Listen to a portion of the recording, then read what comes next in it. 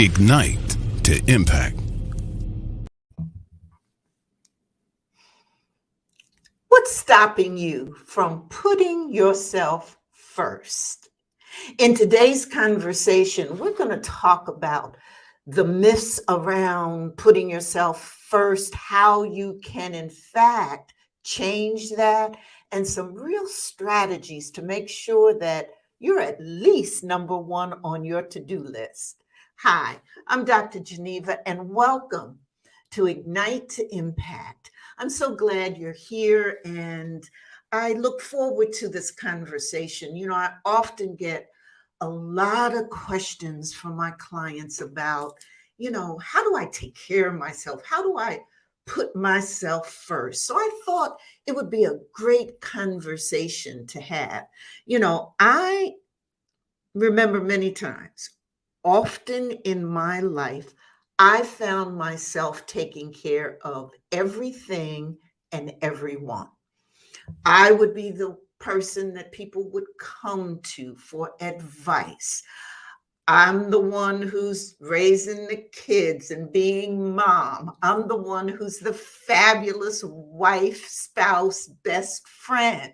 I'm the one who's solving the problems at the workplace, at my job. I'm the one who's hearing from relatives all around the country about different things happening in the family, and the one people call on for advice and help and problem solving. And often I would get overwhelmed about it. I remember this one time when it just seemed like, everything was just coming at me. I was overwhelmed, I was stressed out, and I was complaining about, the things that I wasn't doing or not having or the way I was feeling. So I called my mom, and, that's always such it's always such a blessing to be able to call her and get that good advice. So I call her and I say, Mom, I'm just, I got all these things I'm doing. And I was sharing her with my to-do list and all the calls I was getting from people to help or to do things. And she was listening, as she always did. And she would let me just go on and on and on and on and talk and complain and complain. And when I took a breath and paused, she said to me, well, Gigi, that's my family nickname. She said, you've got to learn how to do both things at the same time. And I said, I don't know what you mean. She said, you're called to serve. She said, that's what you do. She said, but at the same time, you have to take care of yourself. So, sort of that, like chew gum and walk at the same time and all that kind of old time expressions. But she said it can't be an either or proposition. It really needs to be an and, both and, to be able to do those things at the same time. And so, that sent me in my life on a journey of trying to figure out how to do both at the same time and be successful. And that got in my spirit this whole concept of drink while you pour. In other words, that you can pour out and give to others at your workplace, at your job, with your family, and pour, renew, refresh yourself at the same time. And that there was this responsibility that you had to yourself and frankly to others to be able to do that. So it just sent me on this journey of fighting real hard and learning a lot about how to do both at the same time. Drink while you pour. Renew and refresh yourself while you give to others. So that's what I want to share today, what I've learned, what my experience has taught me. So I want to go through some myths about really self-care. And then I want to talk about some ways that you can put yourself first. And then I'll end with some real specific tips. So come on and go with this journey with me. And I see Rolanda has joined us, and she's saying she's on this journey right now. Hey, okay. And how self-care is essential. Well, great, Rolanda. Well, let me tell you, let's start off with the myths first. One of the myths is no one will like me if I say no. Uh-huh. And so, see, part of the strength of the being unselfish myth is that people will like you more if you're not selfish and you give them the attention. And that's almost like saying, if you're, being good will ensure that, you're loved. Well, let me tell you, it doesn't, and they won't love you anymore. Folk will love or like you for who you are, for being who you are, not what you can do for them. And if in fact people do like you only for what you can do for them, that's not a healthy relationship, and you probably don't need them in your life. The second myth is this: giving is my identity. So I was, that was part of the myth I kind of grew up with, because I grew up under this good girl, a good girl cleans her room. A good girl looks out for others. A good girl, da da da da da da da. And so, and that kind of reinforces this image of this unselfish, all the time person who gives care and thinks of others, being a good girl. And so you get positive strokes for always being the one running around and helping everybody else. So, but it really should be balanced if we want to be, healthy and secure. And if we're thinking about ourselves, and, you run out of energy if you do everything for everybody else. And learning to receive is also part of the gift, and you'll frankly be a better caregiver. So placing yourself in the position of, you don't always have to be that good girl who gives everything, that in fact it should be a two-way street. And then the third myth that I really want to bust is that this thinking that self-care is selfish, that it's the opposite. It's self-care is the opposite of, being selfish. That, and I disagree with it. It really is applying self-care, is really giving that same level of kindness to yourself as you do to your family, your friends, your colleagues. And it's really just about treating yourself the way you treat others. And there's this enormous pressure for us to be so selfish, so, give, that we have to be careful about making sure that we give to ourselves. So I'm really talking about this balance, because if we don't have this balance, we'll really end up feeling perhaps exhausted. Sometimes you feel exhausted, maybe a little resentful. And I know I have been at that place where I actually resented all that I was giving. And that is because I wasn't really giving back to myself. So those are the three myths that I want to start this conversation with, and I want to make sure that we bust. Okay, so let's talk about 5 ways to put yourself first. Okay, the first is, and I always like to start off with this, and that is be true to yourself. This self-awareness piece, that you to thine own self be true, is important. And so I want you to listen to your heart, to your intuition, and do what feels is right for you. So that's really a first step in finding ways to put yourself first. The second is to Commit to yourself. Don't put yourself at the bottom of your to-do list. And again, remember, it's not an either or proposition. You can have both in. So commit to yourself, to your priorities, those things that you think are important. So if you want to, if working out is in fact important to you, put that on the top of your list. Commit to yourself. I remember when as I was coming along in life, working out gave me such energy. It helped clear my mind. It kept the stress down. But I found that I was finding that there were too many things that were getting in the way of me being consistent about working out.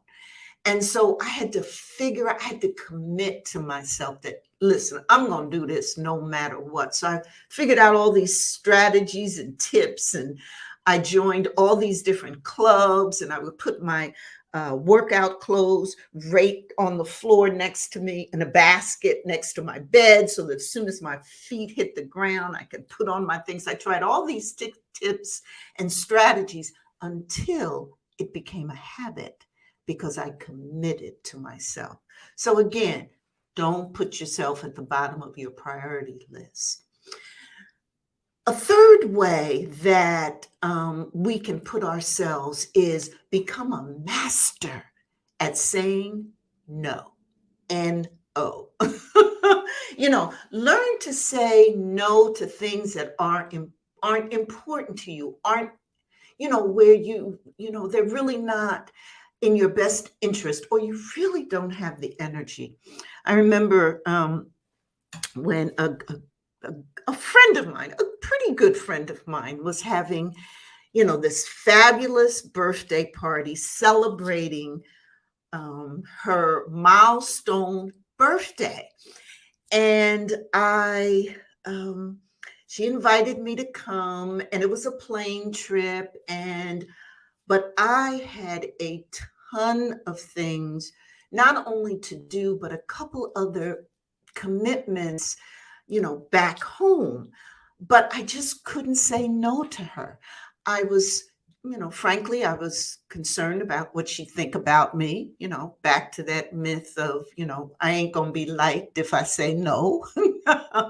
I thought I owed it to her to be there. And I knew that she'd be happier if I were there. And all these things, again, that were other directed. And so I made all kinds of changes. I changed the commitments I had at home. I told other people, that I postponed other events. I brought a plane ticket and got on that plane, and I ain't really a big fan of flying. I put myself through all of this and arrived at this party, this celebration. I was frustrated. I was stressed out, probably from that plane ride. I was all in a tither, but I was there. And you know what? It was a good party. She was happy for a minute. She had so many other friends there, however, and I really didn't get a chance to talk with her, a lot, because there was so much going on. And when I sat back and looked at it, I realized that, I had done all this for someone else. And when I got there, it really wasn't all that. It really wasn't all about that. And I started to think about, well, what could I have done? I could have sent her a fabulous gift, a wonderful note. I could have called and said, listen, I want to be there with you in spirit. Things are happening here. I won't, but guess what? I've got this fabulous trip planned for us that we can do together. And when I thought about it and reflected on it, there were so many other things that I could have done that would have, paid honor and homage to our relationship, but also would have put me first. And I would have been able to say no in a way that was gracious, but still thought about me and her at the same time. So this one is a biggie, learning how to say no. Another way to get to putting ourselves first is to delete guilt. You know what? Life is too short to feel guilty for not being able to make everyone happy. Don't lie or send mixed messages, but, don't feel guilty, because feeling guilty hands our power over to someone else and gives them the leverage to get what they want, but doesn't help us get what we want. And the final thing that I want to say in terms of ways to put ourselves first is to not be afraid to ask for help. you know, um, we're oftentimes the go-to person for everyone else. And so, we feel that, we shouldn't be asking others for advice or for help or what have you. But sometimes, don't we need help, right, Rolanda? Rolanda says, yes, we need help ourselves. So, we don't always have to be the go to person for everything. It perhaps is hard to ask for help for ourselves, but I think if we acknowledge what we're strong and good at and those things that we aren't so good at, that we can learn to ask for help when we need it.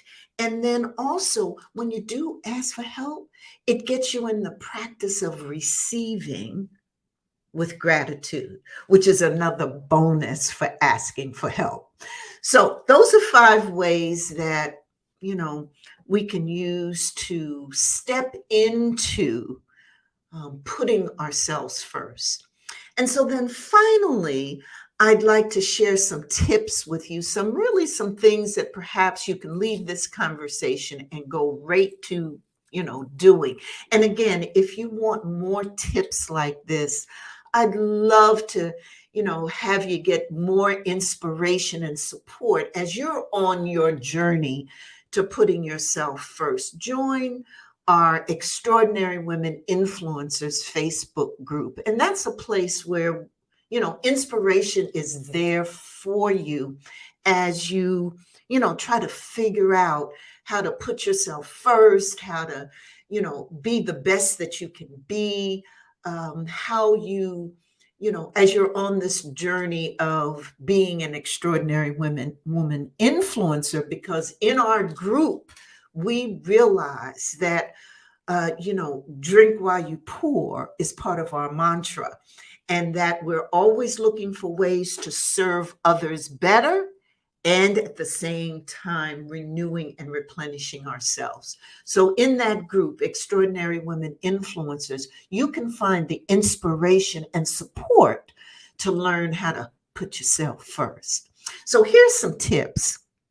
First, I just want you to have a self-care plan. Now, you may say, oh, Dr. Geneva, here we go with the plan again. And right, for those of you who know me, who've heard me, one of the ways that I've been able to, get success in what I do to live this vibrant life that I'm living is I got a plan. So I believe in making a plan for most things. Okay. Now, even with my plan, though, I'll be doing that flexibility. Okay. But having a plan, is something that I do. So having a self-care plan is important. Now, in your self-care plan, what I'm talking about is a way to schedule, be intentional about the constant repetition of small acts of love and kindness to yourself.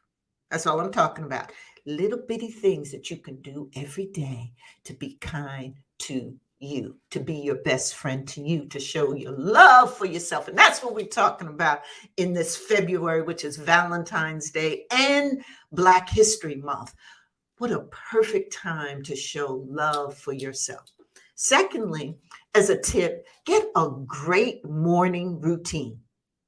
My best morning routine is where I hydrate and breathe. So I have a pitcher of water right beside my bedside, right there on my dresser, and a pitcher of water in a glass. And so one of the first things that I do when I get up is to drink some water, keep myself hydrated, and hydrate, of course, throughout the day, but start with that first glass of water, right there. And then to breathe, to just, take a few minutes. And it doesn't take much time. When I'm talking about, take you 2, 3 minutes at most, but take time to breathe, do 10 breaths. But whatever you do, if it's making your bed, if it's working out, have a great morning routine for you. This will help put yourself first. Another tip, switch everything off for an hour. Oh my gosh, am I creating heresy by saying that? So you turn off your phone, you turn off the TV, you turn off everything and sit in silence. Now, you may not be able to do it for an hour. Okay, can you try 15 minutes maybe? And then you can graduate to 30 minutes. But, the aura that comes in, the energy that comes in, the positiveness that surrounds you when you switch off everything that's a distraction and just sit with yourself for 15 minutes. So just switch everything off. Try it today, okay? And another tip is to get positive strokes from friends and family. Okay, so there are people out there who love you, who do, who are in your corner. Why not call up your best friend and say, my best friend is Sandy. And I do this with her, particularly if I'm feeling down or I haven't given myself the kind of love I should have in a few days or so. I'll call her and I'll say, Sandy, tell me a couple of things that you like about me. Tell me, Sandy, some things that I'm good at. And of course, you're going to do this with somebody who loves you, who thinks about you. I used to do this with my mom all the time. And I would just, stop in the middle of me complaining or crying or whatever I was doing. I'd say, Mom, tell me what's good about me or what you really like. And these are positive. And of course, she would always do that. Oh my goodness, I can still hear her in my head and all the goodness she used to give to me. And so this technique, this tip of getting into the habit of asking others for positive strokes for you is cool, because you know what? You asked all the time by other people to give positive strokes to them. So you just taking it for yourself. And then finally, let me give you this tip about find or remember your favorite childhood food or game and play it or eat it. Okay. So my favorite childhood food was potato chips. Okay. So I ain't getting into, potato chips are too salty. It's processed food, the trans fat, you shouldn't be eating it. I'm going to put that aside for the moment. Okay. And I'm going to put aside for this whole thing about, you shouldn't eat when you don't fit. I'm putting all that aside for just a moment. But they used to call me the potato chip kid growing up. And my happy time was when my grandpa, because I lived with all my relatives at a young age, my grandmother, my grandfather, the brothers and sisters of my dad, and this big house. And they would, the happy time was when they would give me, check this, like a nickel, to run across the street to the family, to the grocery store right there at the corner, mom and pop store, and get a bag of chips. Okay. So sometimes when I want to put my self first, I just get a bag of chips. I only do it once and I sit. It's okay. Or a game. Oh my gosh. I used to love playing hopscotch. That was my game. Or, another game I just thought about. I used to love to play Slinky. This is the original Slinky, and this sits on my desk, and I play with that. And I just take 5 or 10 minutes and play with my Slinky. Why not? Again, because it's all good. I'm putting myself first. So I just enjoyed having this conversation with all of you. Thank you so much for being here today. Again, love yourself. We're talking about this in this February month of just love, love, love. whether you're celebrating Black history, where we see African Americans who made such contributions because they loved this country, because they loved themselves and they loved their people and they wanted to make an impact. So we celebrate Black History Month for that love that was passed down to us through the generations. And we celebrate it because it's Valentine's Day and it's a time to love. So you can also get and capture all that great love in my I Love Myself journal, which you can get on Amazon. I never remember the exact price of it, but it's somewhere between $6 and $7, etc. Hey, Otha.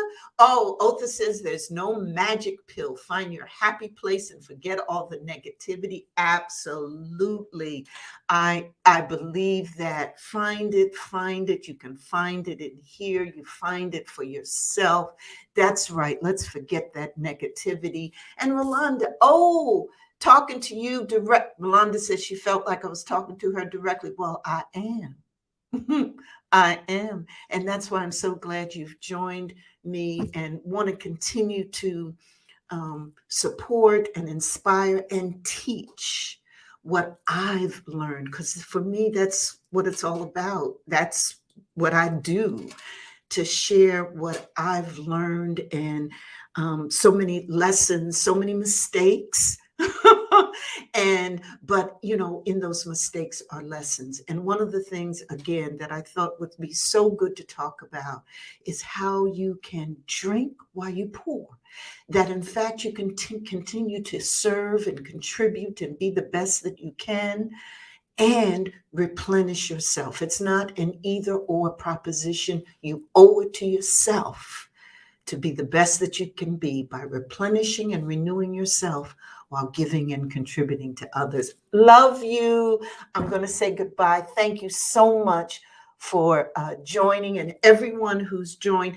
If you like this conversation, this topic, please let me know in the comments. We can talk about so many things. Thanks. See you soon. Live vibrantly.